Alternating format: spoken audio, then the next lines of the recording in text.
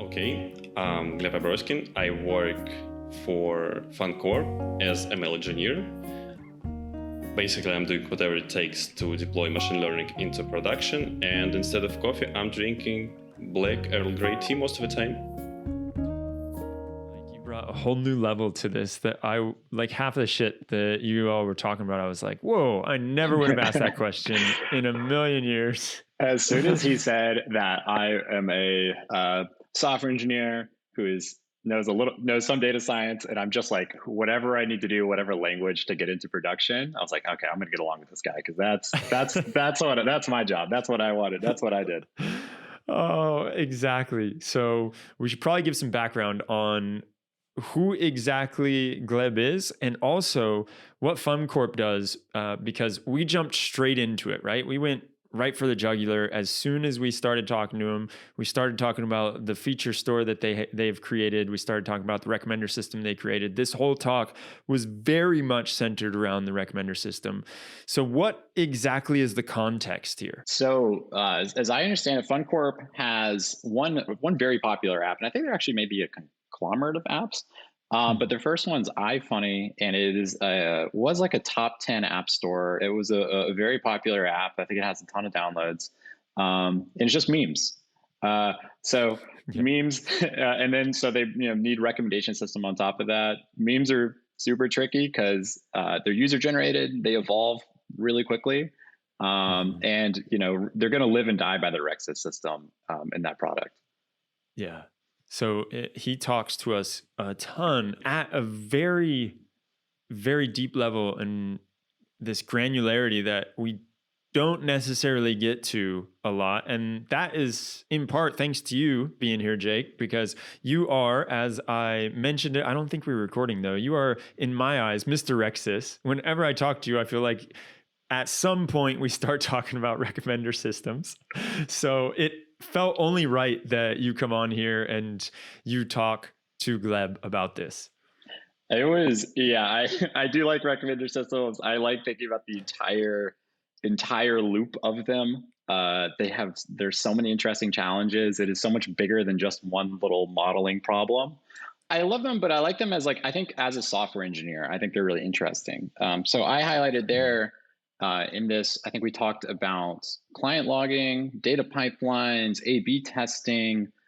We didn't even get into too much about model serving and the actual business logic that goes on in inference, because you typically don't just use your raw model scores as to rank your candidates. You mix that in with filters and shufflers and all kinds of things.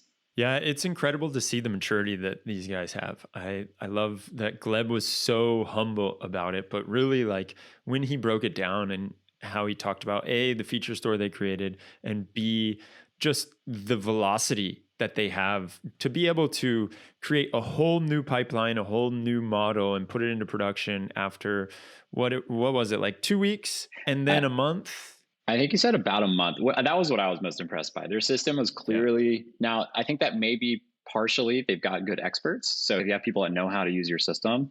But the fact that you had a combination of some ML engineers and a data scientist able to build new feature pipelines and a completely new model with a new modeling objective in a month and get that into production and begin A/B testing is actually phenomenal.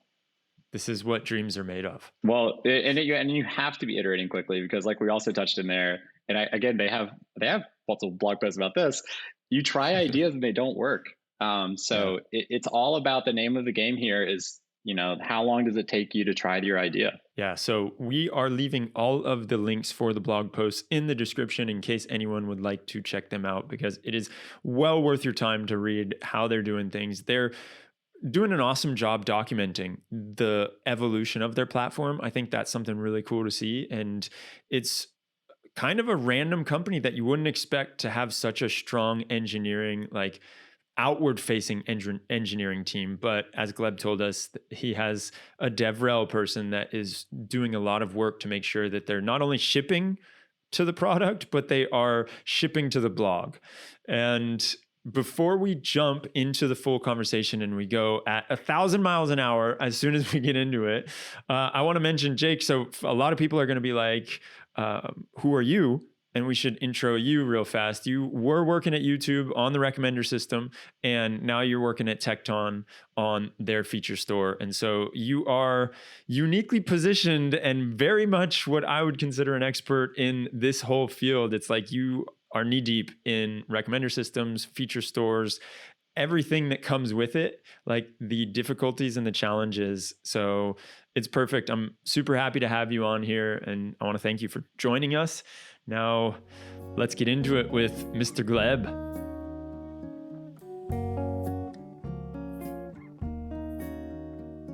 Let's start with this. Can you give us a breakdown on what the team looks like? You are more on the ops side, but you do have data scientists. I imagine you have data engineers.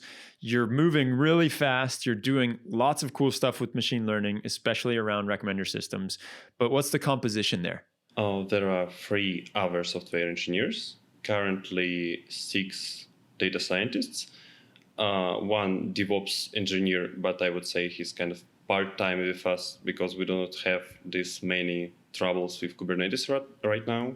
And there is also business analytic for analyzing A/B tests and all that stuff. Wow. Okay. It seems super sophisticated. I wouldn't call it sophisticated, but I would like to give a shout out to my colleagues for doing a great job. They're all incredible at what they are doing.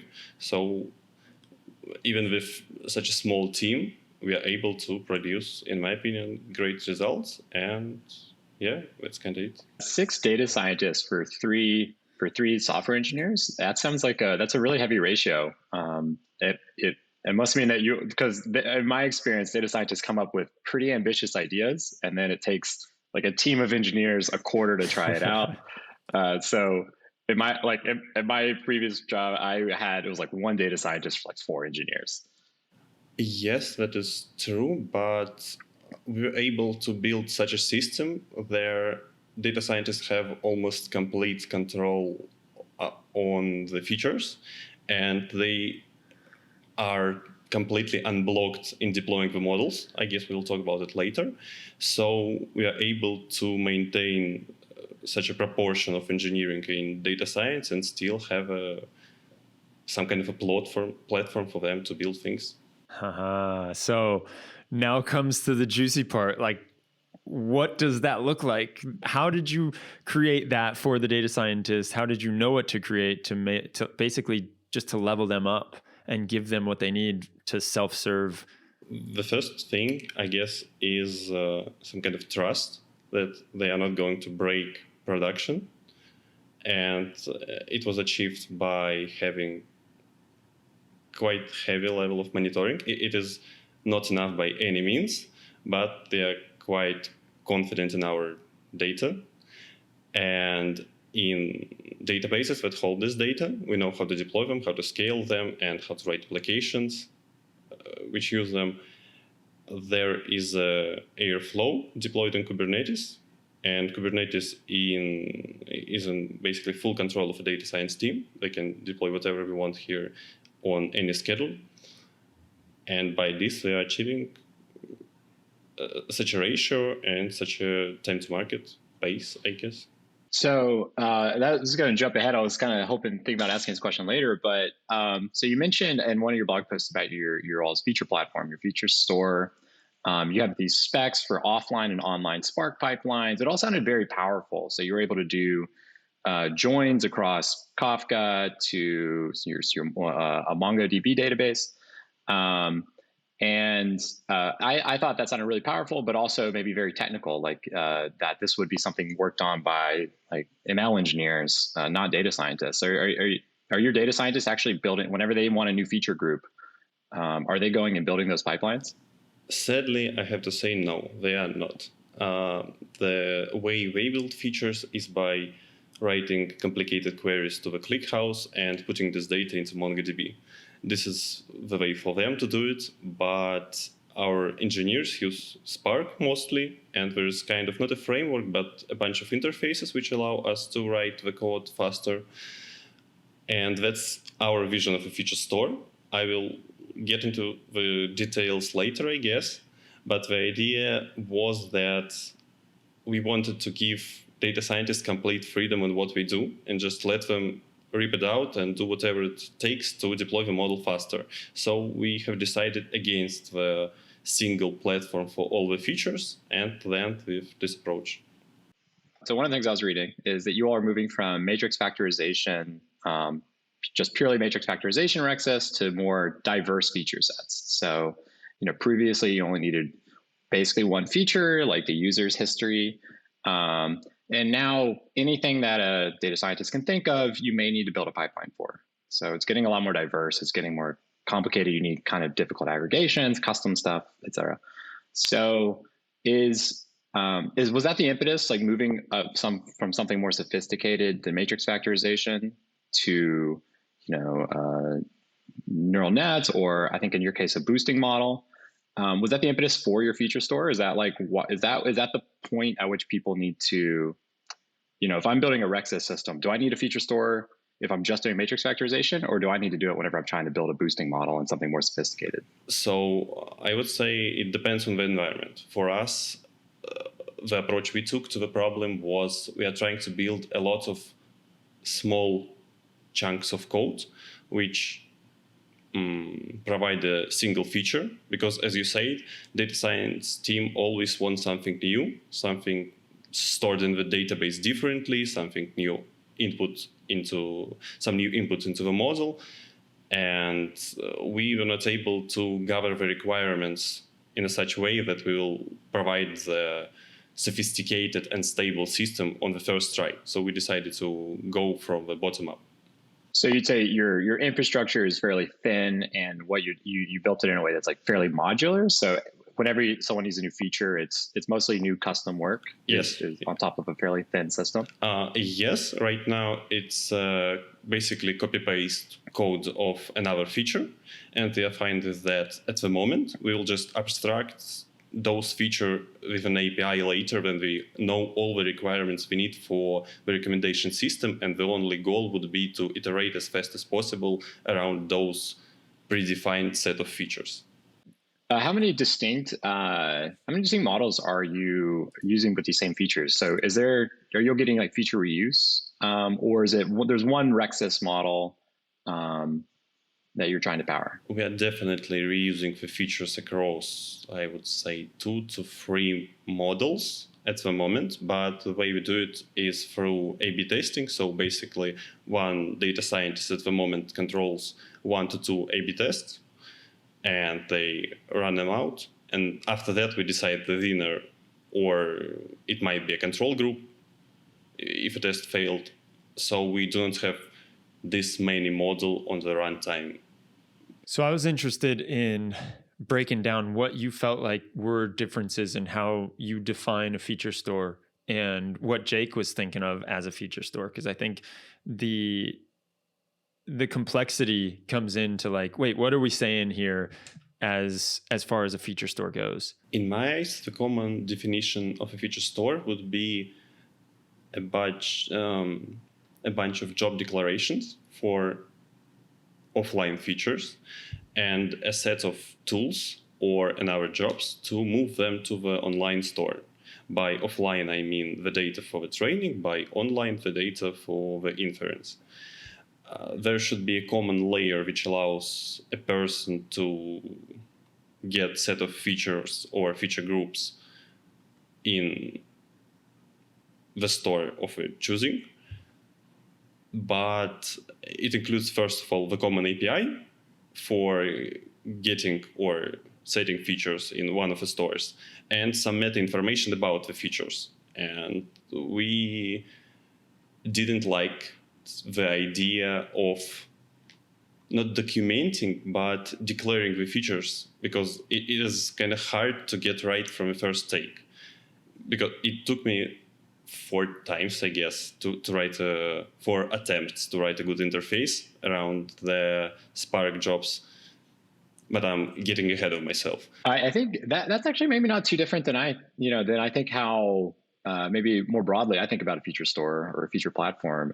So you mentioned you have declarative transformations. You're managing you're managing scheduling. Or yeah, No, we do not have these declarative transformations, and we do not have a single API for accessing both of the stores. We did it differently because we didn't want to manage the complexity of those solutions. Okay, so instead of that kind of unified feature store approach, you all have effectively like a thin. People can build your own pipeline, build your own scheduling and your own store onto this, and there's not a unified API. Yes, that would be correct. There's a set of tools to get information from another service, like an Airflow operator, to get the current A/B test status, for example, or the interfaces and their implementation of Spark jobs to write one code for the streaming and batch processing.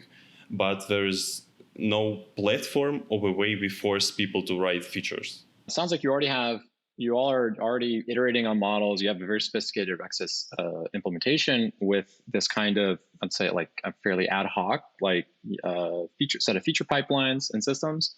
Do you think that that'll continue to scale well for you all, or do you think once you have like a second or third use case, maybe a more opinionated feature store is going to be the future, and you all are just waiting to build that until it's necessary? I think it would be necessary, and we are moving in this direction. But our approach would be to pack the model with a set of features it needs for the inference and make sure they are available in the online store. After the inference service receives them, it will be able dynamically to load them from the database and use those without writing any custom code.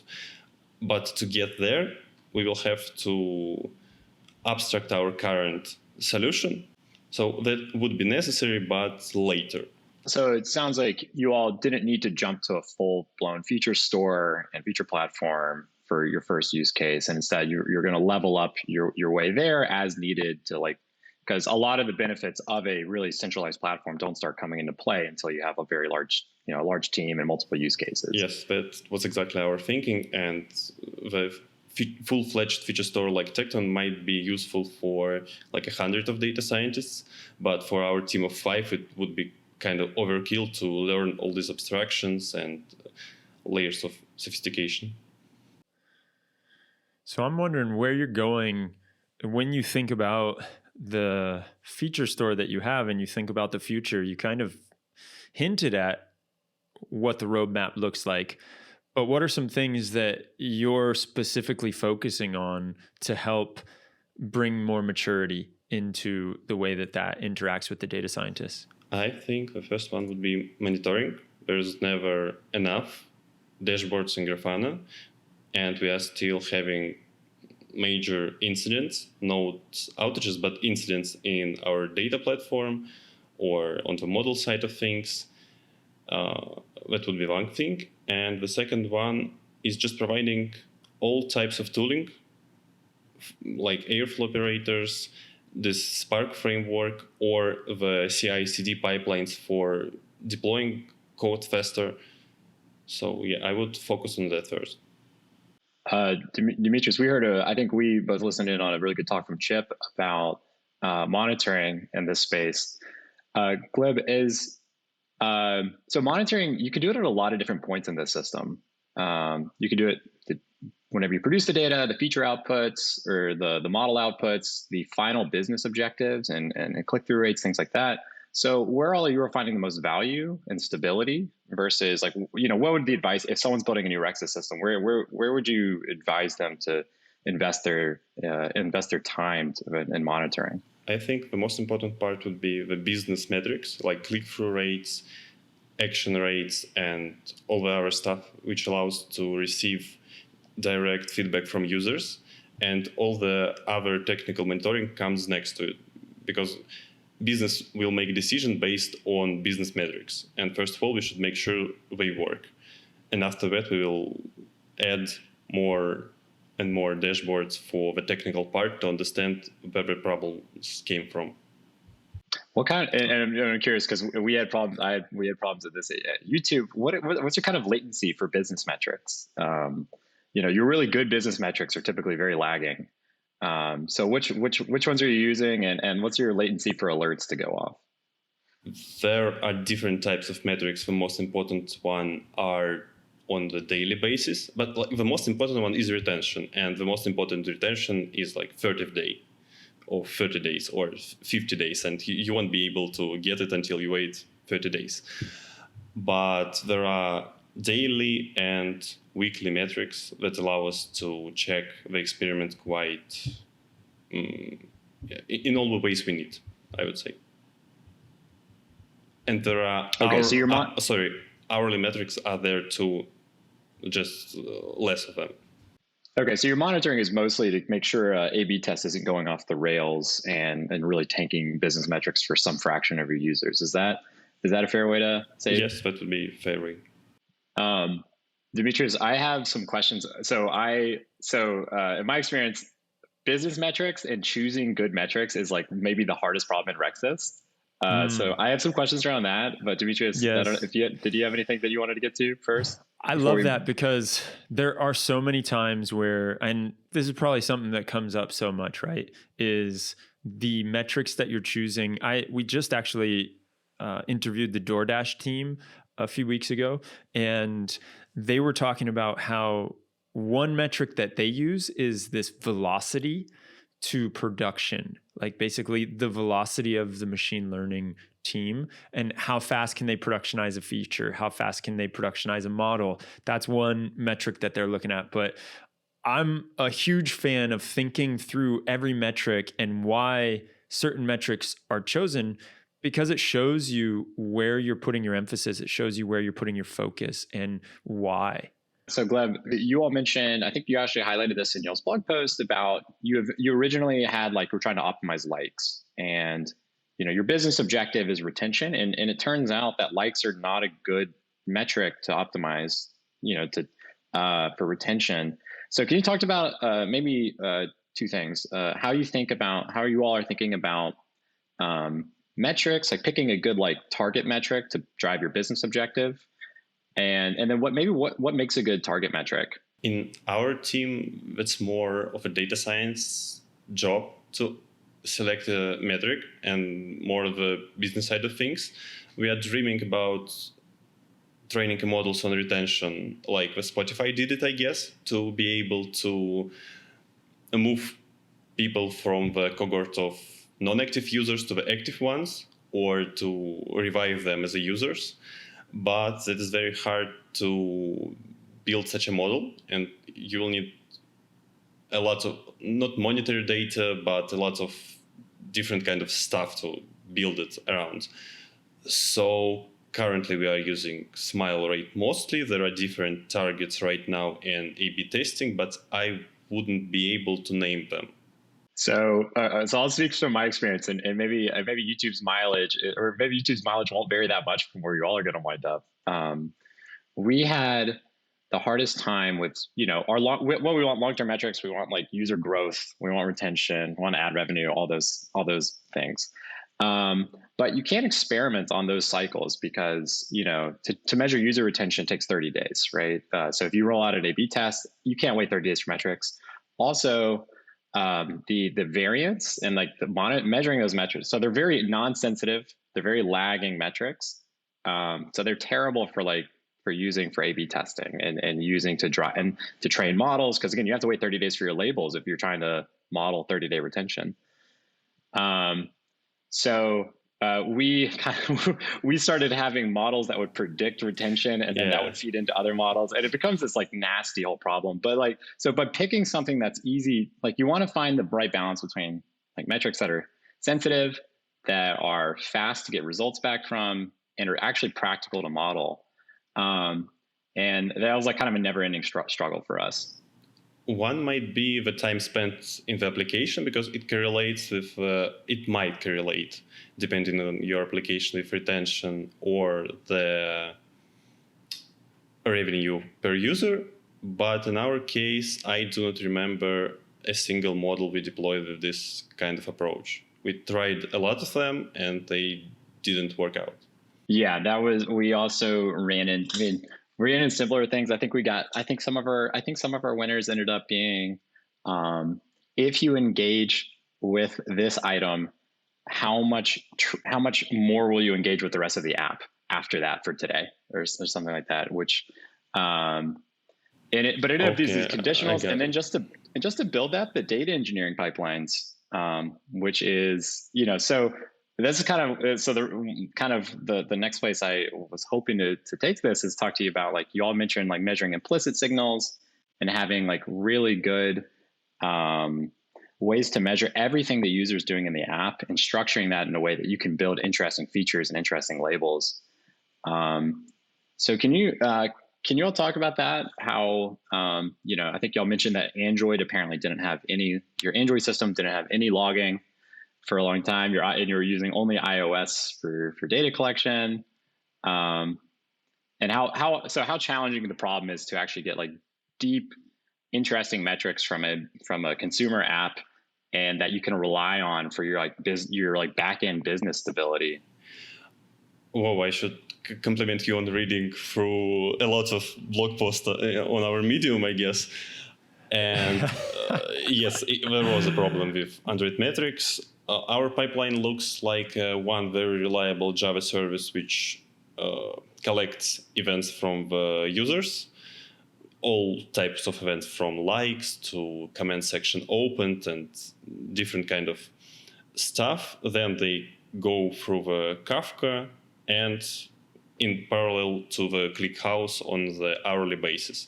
So in Kafka, you might receive some online events and update them right now. In ClickHouse, you might take them for the training later. There were a lot of problems with those services, and we have found some bugs in them while observing A/B tests. But mostly those are very reliable, and yes, the data from them is kind of stable, but there are some issues, as always. I like how, Gleb, you weren't ready, were you? You didn't realize Jake was going to read through all of the blog posts that you all got. And you were going to get quizzed on everything that you've ever said or ever written about. Good thing it's not like you have like 10 years of backlog. Jake's like, hey, in 1998, you guys mentioned you were using some form of COBOL, and I wanted to dig into how you could loop that into your recommender system. This would be terrible. When Demetrius asked you to come co-host and interrogate someone, I was like, I'm going to do my homework. I'm going to be ready. You absolutely did it. I love it.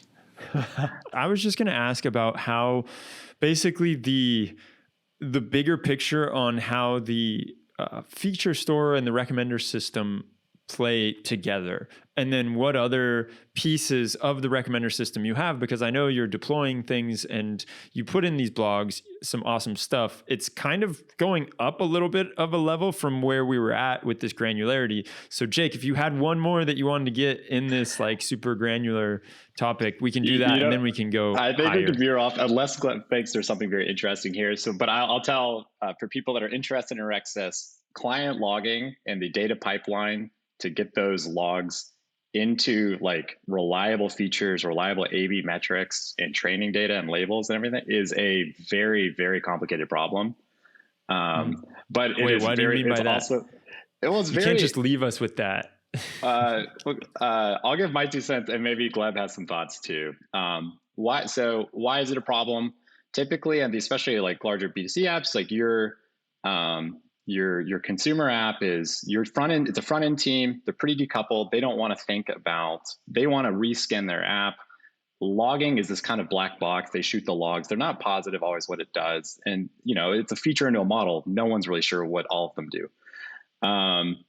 And so just the highlight one example thing is just the fragility of having to like if a front end team makes some change to how some like logging behavior works that was critical for computing some feature in the back end, and they're wondering while they're running an experiment, and all of a sudden your site metrics are tanking because their front end experiment layer that they're using is different than your backend experimental layer. So you can't tell, but for whatever reason, all of your models are degrading.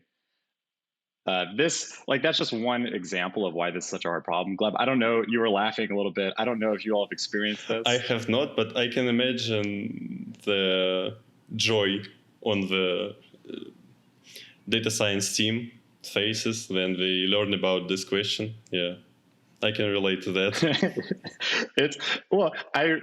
Just finish the anecdote. We would delay entire front end launches. So entire improvements to the front end and the app for months, because we had to figure out why their front end change was degrading our models.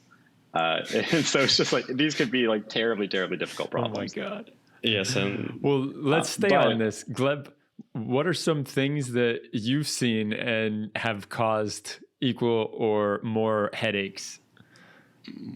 Missing logs from Android would be one.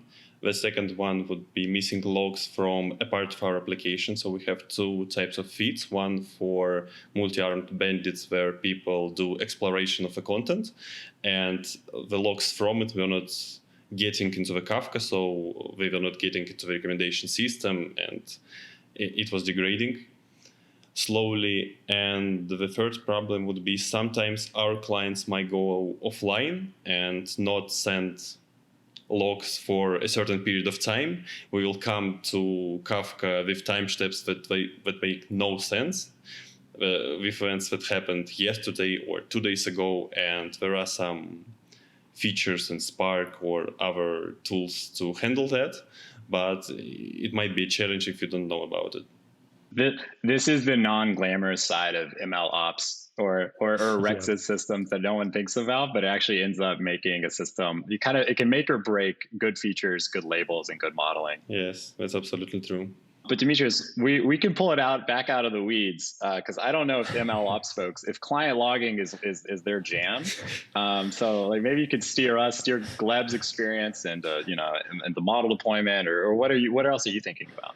Well, yeah, I want to go back into the weeds, but I wanted to just zoom out for a second and just see, because I think it's probably worth talking about the whole system as what it looks like. We really jumped into the feature store side, but what else is there? You've talked about the pipelines a little bit. I'm imagining that you're serving things, you're doing those offline, online type recommendations that you were talking about. And then you have the lagging data that comes through with that ground truth. I imagine you kind of broke down the monitoring too of that and where you're putting the monitoring. What are we missing to get the full picture? There is not much, to be honest. The inference service, which serves the models, contains pipelines of them, which depend on the tests. It is written in Kotlin with Spring Boot, our stable choice for the services. It stores or uses the model in the Onyx format. They are tested by data science team to produce the exact same results as the Python original models, written in Python. What else is there? There is a lot of caching. Near the inference service, there is memcache, and inside of it, there are multiple layers of caching in the Java hash maps or something like this. What else is missing? There are a couple more services in the direction of a user with their caches and HTTP endpoints and all that. And what else should I mention? I do not really. So I had some questions around. So one thing that people maybe don't realize, especially if you come from a software engineering background, that in these ML intensive applications, a lot of times you try ideas and they don't work. So I think in software engineering, we have quarterly planning, and we're going to do X and Y and Z, and at the end, we're going to ship those. In data science and a RecSys system, you have 3 ideas, and maybe in your perfect team, and none of them work at the end of the quarter. So my questions around what have you built to help try ideas quickly? Because I think that at these kinds of RecSys systems, what makes a good RecSys system is being able to throw ideas at the wall, see what sticks, see what works. So Maybe I'm curious if you have like recent examples, like what's your turnaround time from an interesting idea to trying it out to making a go, no go decision? And like what parts of your stack are allowing you to move at that speed? That's a good question. Lately, we were trying to deploy models based on positive actions of users, like likes, comments, shares, and all that stuff. The feature engineering took probably a week with figuring out all the gritty nitty details of scaling the Mongo to be able to handle the initial import of the data. The model took Were these all new features, or were you reusing features you already built for another model? Those were all new, with new database structure, the new interface on the receiving side of the service. All this development probably took us 2 weeks from the initial tasks creation to the deployment into production. The model itself was developed, I would say, in around a month, but the data scientist who did it was working in a complete isolation, I would say. So he didn't interact with software engineering team. He was just working on his development machine, then moved it to the Airflow and Kubernetes. It took him about a week, I guess. So that would be our average, not average, probably best case scenario for deploying a new model. But there are always some issues, and a lot of times we rerun A/B testing after finding some internal bug or the missing date or something like this. So was this data scientist just hacking around in Jupyter, and then he came or she came and said, here's what I got, now figure it out? No. One thing that we built to decrease time to market was this layer of abstraction between data science and the inference service, which is Onyx for all the models. So we do not have to think about environment at all. There is a single operation version, I guess, in the Onyx, and you should just make sure that they match on the converter side and on the user side.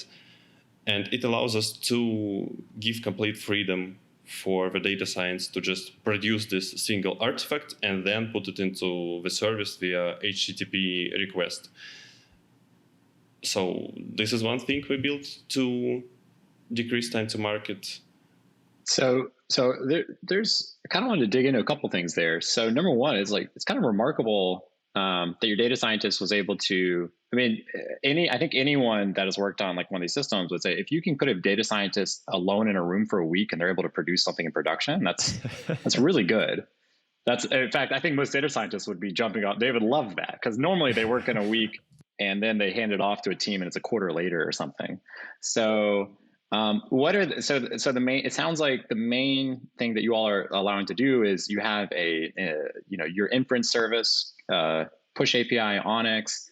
Can you talk a little bit more about that? Like, are they setting up like continuous training pipelines, or is it they produce one artifact, push it into your service, and now we're A/B testing, we're off to the races? No, one artifact is never enough in our use case, because field of memes or the domain of memes is changing very fast, and we have to update models on the hourly pace.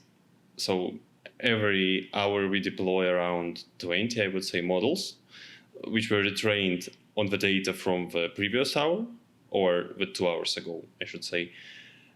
And it means that for every model, we require continuous pipeline, which is written in the Airflow acyclic graph. So the final result of the work for every data science research would be this graph with some kind of documentation and the models on the S3 and features in the Mongo database. After that, we will be able to deploy the model, but there is also some level of delay which is caused by needing to integrate the model into the inference service. That was the best case scenario, right? What you told us, like this, Yes. 2 week and then give or take a month with the data scientists, and you mentioned how things go wrong. What's the worst case scenario? Oh, worst case scenario. In the previous architecture or the previous way we did stuff, I was trying to add a new feature for a month, I guess. And all this time I was trying to figure out Python optimizations, which were a really low level and required a lot of very well no test for them. And it was a pain everywhere to get this feature into production. After that, we decided that that's enough with this approach. We're building a new one, and this works fine. And in most cases, we have this best case scenario results. Yes, I would say that. I think hourly to have your system sounds actually fairly mature. So for the record, YouTube, we push models every 24 hours. You all are every hour you're pushing new models. Memes move fast, man. You heard me say. Memes get deep fried every hour and just go deeper. Yes. So you all are. So just to kind of recap, and you're saying in a month you were able to build a new model that depends on new features and have a data scientist kind of set up and take the last mile of that, build a continuous training pipeline that pushes a new model into production every hour. Yes, and that took you all start to finish about a month. Is that about right? Yes, that is correct, and it is a realistic estimation of a new model deployment. I think that'd be the envy of a lot of RecSys teams out there. Yeah, it's really cool to see what you have done and how you've been able to basically take something that is so complicated and make it available for the team to iterate on so quickly. This goes back to what I was mentioning, like with DoorDash and how they measure the velocity. The velocity, it sounds like you've created, is very fast. It's almost light speed in the world that we're talking about, right? Like this is not the norm, I feel like, when I talk to people about this, especially when it comes to RecSys, because there are so many snags. But maybe it is a good sign that, recommender systems are becoming so common. This potentially is the future that we're looking at. Yes, and thank you for the kind words. I would actually sometimes would like to move slower and have better monitoring and testing for stuff, so we won't have to figure it out in production why something went wrong, and we'll know it prior to pushing the code. But being able to run this many tests delights all of us, I guess, in some way. So I have one final area that I'd like to highlight that I had in my notes, because I don't think you can't talk about a RecSys system without talking about A/B testing. RecSys systems live and die by A/B testing. And you all mentioned this again. I've read into your blog post. I think this comes up a good bit. Do you have a system in place that helps you all make launch, no launch decisions, helps you slice into user categories, helps you get sensitive metrics, things like that you all are a fan of? And what's gone well there? Maybe you can talk a little bit about what your system looks like.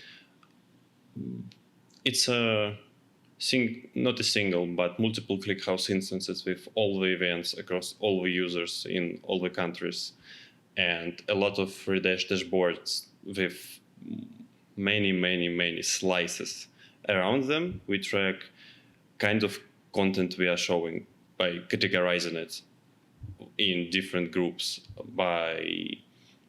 We are tracking the age of a user on a platform, so how well the system performs on the new users, on our OGs out there, and there's so much going on in the testing department. All the decisions are based on those Redash dashboards, but they are not automated. Instead, we look at them manually and try to find some correlations or the causes of a certain behavior of a model. So maybe you can, and maybe really quickly go into, so what is your, because this is I always thought one of the most interesting rooms to be in. What are your, like your launch, no launch committees? Like what are the weird signals that for your business specifically, that you all are looking into whenever you're analyzing if an A/B test went well? What are your big leading indicators, your user slices, et cetera, that are? There are different hypotheses. For example, we used nearest neighbor search to remove the content that user dislikes from the recommendations completely. And for this test, it went well. We were able to decrease the amount of dislikes on the platform, and we just put it aside and decided to not launch it because we learned how to do it. We proved our hypothesis, but there was no point for the business in deploying this model. With this example, I hoped to provide a highlight that sometimes even a proven hypothesis won't be enough to roll out the tests on 100% of users.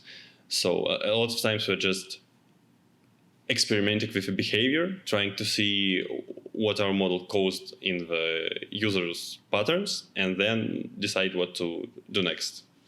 And that's why it's so important to be able to, in a month, bring out a new model, test the hypothesis, yes. Because a lot of times, even if you're right, it's not going to launch. It's not worth the complexity or the business metrics or. Yes, yeah. That is surprising to me. This is awesome, dude. It is completely true. Yeah. Dude, so last one for you. What was the last book you read? The last book I read? Oh my God. It would be Domain-Driven Design in C#.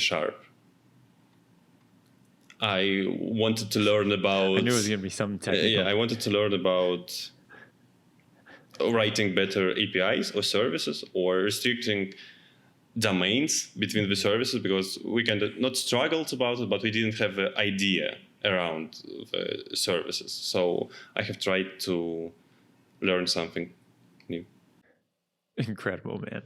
Well, this is super cool. And I appreciate you coming on here and talking to us and being very transparent, being very open about how you've built the RecSys. That's it, man. Jake, you got any final words?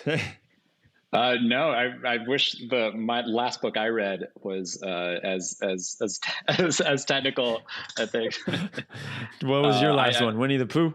Well, I think I was reading. I was checking some product manager light books. It's mostly just feel good stories before bed. Yeah, well, no, that's my feel good stories before bed are the ones I have been reading to my daughter. I'm reading like 1,000 words in German these days because she speaks better German than I do, but that's a whole nother story and a whole nother rabbit hole that we can get down.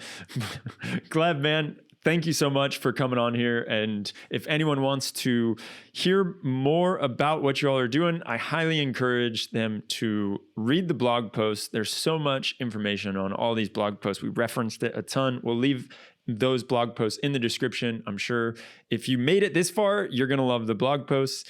And Gleb, are you guys hiring by chance?